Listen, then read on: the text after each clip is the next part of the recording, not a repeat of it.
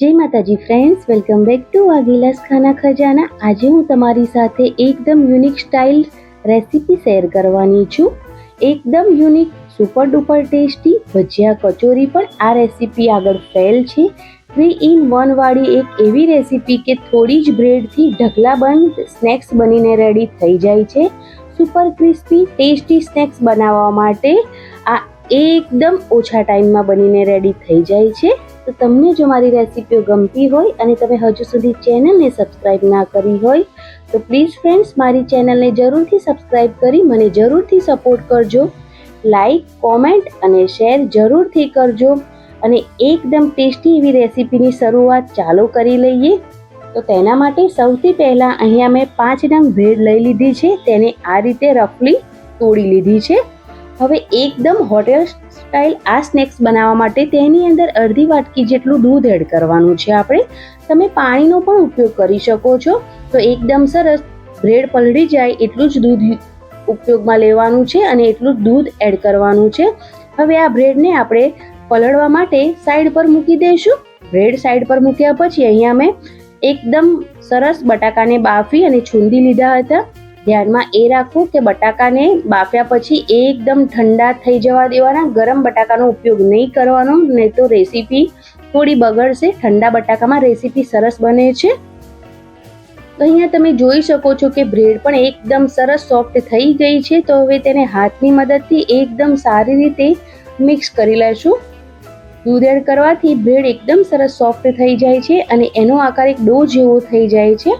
તો બ્રેડ પણ રેડી છે। તો બ્રેડને બટાકા સાથે એડ કરી દેવાની છે। એકદમ સરસ ઠંડા બટાકાનો ઉપયોગ કરીશું તો આ સ્નેક્સ સુપર ડુપર ટેસ્ટી બનીને રેડી થાય છે। હવે થોડા મસાલામાં સ્વાદ પ્રમાણે મીઠું એડ કરી દેવાનું છે। તેની સાથે કાળા મરીનો પાવડરનો ઉપયોગ કર્યો છે મેં અહીંયા। તેની સાથે થોડા રેડ ચીલી ફ્લેક્સ એડ કર્યા છે। તમે લાલ મરચું પાવડરનો પણ ઉપયોગ કરી શકો છો। થોડો ઓરેગાનો એડ કર્યો છે। તેની સાથે લીલા ધાણા એડ કર્યા છે અને અહીંયા મેં નોર્મલ જે મોઝરેલા ચીઝ આવે છે એ લીધું છે અડધી વાટકી જેટલું, જેનાથી આપણો આ નાસ્તો એકદમ ચીઝી બનીને રેડી થાય। એટલા માટે તમારી પાસે જે પણ ચીઝ હોય એ તમે એડ કરી શકો છો, અથવા તો ચીઝ વગર પણ તમે આ નાસ્તાને બનાવી શકો છો। તો કોઈ પણ તમારી પાસે જે પણ ચીઝ હોય તેને એડ કરી દેવાનું અને હવે મસાલા બટાકા બધાને એકદમ સારી રીતે હાથની મદદથી મિક્સ કરી લેવાનું અને એક ડો જેવું બનાવીને રેડી કરી લેવાનું। તો અહીંયા એકદમ સરસ બટાકાને બધુંને એકદમ સારી રીતે મિક્સ કર્યા પછી મેં અહીંયા અડધી વાટકી જેટલો કોર્નફ્લોર એડ કર્યો છે। કોર્નફ્લોર એડ કરવાથી એકદમ સરસ સ્નેક્સમાં બાઇન્ડિંગ આવી જાય છે એટલા માટે। પણ જો તમારી પાસે કોર્નફ્લોર ના હોય તો તમે ચોખાનો લોટ લઈ શકો છો અથવા તો આરારૂટ પણ લઈ શકો છો, તમારી પાસે જે પણ હોય। કોર્નફ્લોરની જગ્યા પર ચોખાના લોટથી પણ આ નાસ્તો એવો ટેસ્ટી બનીને રેડી થાય છે। તો એકદમ સરસ બાઇન્ડિંગ માટે આપણે એડ કર્યો છે કોર્નફ્લોર। હવે તેને પણ એકદમ સારી રીતે મિક્સ કરી લેશું હાથની મદદથી। તો એકદમ સરસ મેં અહીંયા કોર્નફ્લોરને પણ મિક્સ કરી લીધો છે અને આપણો જે ડો છે એ એકદમ સરસ રેડી થઈ ગયો છે। તો હવે તેમાંથી 4 ભાગમાં આપણે આ ડોને ડિવાઈડ કરી લેશું। તો અહીંયા મેં 4 ભાગમાં એકદમ સરસ ડોને ડિવાઈડ કરી લીધો છે અને એકદમ સરસ હાથેથી સ્મૂથ રોલ બનાવીને રેડી કરીશું। તમે જોઈ શકો છો કે એકદમ સરસ સ્મૂથ આપણે ડો બનાવ્યો છે। તેમાંથી એકદમ સરસ સ્મૂથ આપણે તેને લંબાઈમાં હાથની મદદથી ફેલાવી લેવાનો છે અને થોડું હાથેથી ઉપરની તરફ તેને પુશ કરવાનું છે, જેથી આપણે આજે આ સ્નેક્સ છે તેને ટ્રાયેંગલમાં બનાવીએ છીએ એટલે એ પ્રમાણે શેપ આવી જાય એટલા માટે। હવે તેને ચાકુની મદદથી કટ કરી લેવાનો છે।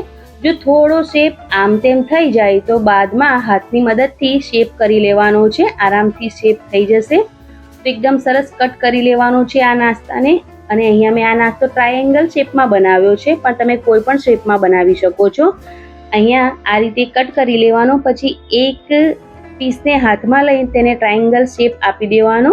જો આમ તેમ શેપ થઈ જાય તો પણ ટ્રાયેંગલ શેપ આવી જશે આરામથી। પણ જો તમારે કોઈ ગોળ આકારમાં પણ બનાવવો હોય તો પણ તમે આ નાસ્તાને આરામથી બનાવી શકો છો। તો અહીંયા તમારે જે આકારમાં આ નાસ્તાને બનાવીને રેડી કરાવવો હોય, જે બાળકોને જે પ્રમાણે પસંદ હોય એ પ્રમાણે તમે આ નાસ્તો બનાવીને રેડી કરી શકો છો। તો અહીંયા તે જ રીતથી નાસ્તો બનીને રેડી કરી લેવાનો। તમે આમ જ આ નાસ્તાને ફ્રાય કરીને પણ ખાઈ શકો છો. હવે હું અહીંયા આ નાસ્તાને હાર્ટ શેપમાં બનાવી રહી છું, એટલે મેં અહીંયા જે હાર્ટ શેપ વાળું મોલ્ડ આવે છે તેને લીધું છે. હવે જે ડો બનાવીને આપણે રેડી કર્યો છે તેને અંદર એડ કરી દઈશું અને એકદમ સરસ ચારે તરફ ફેલાવી લેવાનો છે. તો આ રીતનો પણ તમે નાસ્તો બનાવશો તો નાસ્તો દેખાવે ખૂબ જ સરસ લાગે છે અને થોડો યુનિક લાગે તો બાળકોને ખાવામાં પણ ખૂબ જ મજા આવે. થોડો યુનિક ડિઝાઇન વાળો નાસ્તો બનાવીને રેડી કરીએ તો બાળકોને મજા આવે, કેમ કે વેકેશન છે એટલે બાળકો ઘરે જ હોય, તો આવી અવનવી રેસીપીઓ તેમને આપીએ તો એ પણ ખુશ થઈ જાય છે. એટલા માટે તો અહીંયા એકદમ સરસ હાર્ટ શેપમાં મેં આ નાસ્તો બનાવીને રેડી કરી લીધો છે. થોડું ઉપર પુશ કરીશું તો આ નાસ્તો આરામથી બનીને રેડી થઈ જાય છે અને તેનો શેપ પણ બિલકુલ નથી બગડતો. તો આ જ રીતથી બાકીના બધા જ નાસ્તા હું હાર્ટ શેપમાં બનાવીને રેડી કરી લેવાની છું. તો અહીંયા તમે જોઈ શકો છો કે ટ્રાયેંગલમાં નાસ્તો અને હાર્ટ શેપમાં પણ મેં અહીંયા નાસ્તા બધા જ બનાવીને રેડી કરી લીધા છે. તમે અત્યારે પણ આ નાસ્તાને ફ્રાય કરીને ખાઈ શકો છો, પણ હું અહીંયા તેના પર કોટિંગ કરીશ. તો તેના માટે મેં 3 થી 4 ચમચી જેટલો મેંદો લીધો છે. હવે મેંદામાં થોડું સ્વાદ પ્રમાણે મીઠું એડ કરવાનું છે અને થોડો જ મરી પાવડર એડ કરવાનો છે અને થોડું પાણી એડ કરવાનું છે અને તેની સ્લરી બનાવવાની છે. સ્લરી બનાવતી વખતે એ વસ્તુ ધ્યાનમાં રાખવાનું કે સ્લરી વધારે પાતળી કે જાડી ના બનવી જોઈએ. થોડી મીડિયમ થિકનેસ વાળી સ્લરી બનાવીને રેડી કરવાની છે, જેથી એકદમ સરસ કોટિંગ થઈ જાય. એટલા માટે તો જે પ્રમાણે જરૂર લાગે એ પ્રમાણે થોડું પાણી એડ કરીને આવી મીડિયમ સ્લરી બનાવીને રેડી કરવાની છે, જેવી તમે જોઈ શકો છો. તો સ્લરી બનીને રેડી થઈ ગઈ છે, તો સ્લરીને સાઈડ પર મૂકીએ અને અહીંયા મેં બ્રેડ ક્રમ્સ પણ રેડી કરી લીધા છે. બ્રેડને એકદમ સારી રીતે તોડી અને મિક્સર જારમાં પીસી લીધી છે. તો હવે જે આપણે નાસ્તો બનાવીને રેડી કર્યો છે એમાંથી એક નાસ્તો લઈશું અને પહેલા સ્લરીમાં ડીપ કરવાનો છે એકદમ સરસ, અને ત્યારબાદ જે બ્રેડ ક્રમ્સ લીધા છે આપણે તેમાં આપણે તેને ડીપ કરવાનો છે. જો તમારી પાસે આ બ્રેડ ક્રમ્સ ના હોય તો તમે મકાઈનો જે ચેવડો આવે તેને પણ પીસીને બ્રેડ ક્રમ્સ બનાવી શકો છો. એમાં પણ ખૂબ જ સરસ ટેસ્ટી એવો એકદમ ક્રિસ્પી આ નાસ્તો બનીને રેડી થઈ જાય છે. તો એકદમ સરસ બ્રેડ ક્રમ્સમાં પણ આ નાસ્તાને એકદમ સરસ કોટિંગ કરી લેવાનું છે અને આ જ રીતથી બાકીના બધા જ નાસ્તા આપણે બનાવીને રેડી કરી લઈશું. પહેલા સ્લરીમાં ડીપ કરી અને પછી બ્રેડ ક્રમ્સમાં ડીપ કરીને મેં અહીંયા બધો જ નાસ્તો બનાવીને રેડી કરી લીધો છે. હવે આ નાસ્તાને 15 મિનિટ માટે આપણે ફ્રીજમાં મૂકીશું અને પછી તેને ફ્રાય કરવાનો. જો તમે 15 મિનિટ માટે ફ્રીજમાં મૂકી અને પછી આ નાસ્તાને ફ્રાય કરશો ને તો આ નાસ્તાનું જે ઉપરનું કોટિંગ છે એ બિલકુલ તેલમાં અલગ નહીં પડી જાય અને એકદમ સરસ આ નાસ્તો ફ્રાય થઈ જશે. હવે અહીંયા મેં 15 મિનિટ ફ્રીજમાં મૂક્યા પછી આ નાસ્તાને હાઈ ફ્લેમ પર ફ્રાય કરવાનો છે. તો જેટલો કઢાઈમાં આ નાસ્તો આવે એટલો નાસ્તો એડ કરવાનો છે અને તેને હાઈ ફ્લેમ પર ફ્રાય કરી લેવાનો છે. તો એકદમ સરસ કોટિંગ કરેલું છે એટલે નાસ્તો એકદમ સરસ ક્રિસ્પી બનીને રેડી થાય છે.